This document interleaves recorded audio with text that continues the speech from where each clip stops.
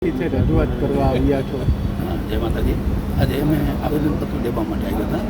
બહારથી ઘણા બધા માણસો આવ્યા છે, એટલે કમિશનર સાહેબનું ધ્યાન દોરવા માટે કે આચારસંહિતા લાગે અને એમને પોલીસને કામે લગાડી અને તપાસ કરી લઈએ, બરાબર છે. અને જો સત્ય હોય, બરાબર છે, તો એ લોકોને આવતીકાલ સાંજે 6 વાગ્યા સુધીમાં એમને રવાના કરી દેવા જોઈએ.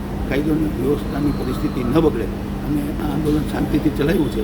પછી અમારા નામે કોઈ આવી અને 5 જણા આવી અને કોઈ પણ કાર્યક્રમમાં ઘર્ષણ થાય તો એ ઘર્ષણ અમારે થવા નથી દેવું.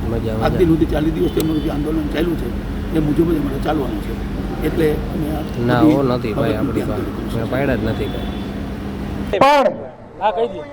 ભાજપ વિરોધી આપણે વોટિંગ કરવું તો આપણી પાસે વિકલ્પ શું છે, એના માટે થઈને આપણે કોંગ્રેસ આંદોલન છે, સંમેલન છે, આપણે ટેકો આપ્યો. જામનગર માટે હવે અમારું છેલ્લું સંમેલન છે.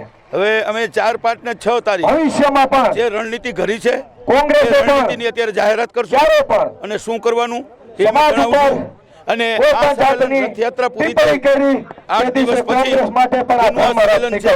જ્યાં ગામ જોયું કે એક ગામથી બીજા ગામ પહોંચો ત્યાં સુધી છેલ્લી ગાડી હોય એ 500,000 ગાડી સાથે આ ધર્મરથ ચાલ્યો. એ ધર્મરથનું આજે પૂર્ણાહુતિ થઈ એનું આ સંમેલન છે. અને આ સંમેલન છે એ આવતી 7 તારીખે જે મતદાન કરવાનું છે એ મતદાન કરવા માટે, બરાબર છે, દરેક ગામમાંથી આપવામાં આવશે, વાતો કરવામાં આવશે. સમાજે પ્લાનિંગ તો બધું કરી દીધું છે. ગામ કહેવાનું છે બેટી બચાવો તો પેટી છલકાવો, એક જ મુદ્દાનો કાર્યક્રમ. અન્ય સમાજના ભાઈઓ બહેનો પણ બેઠા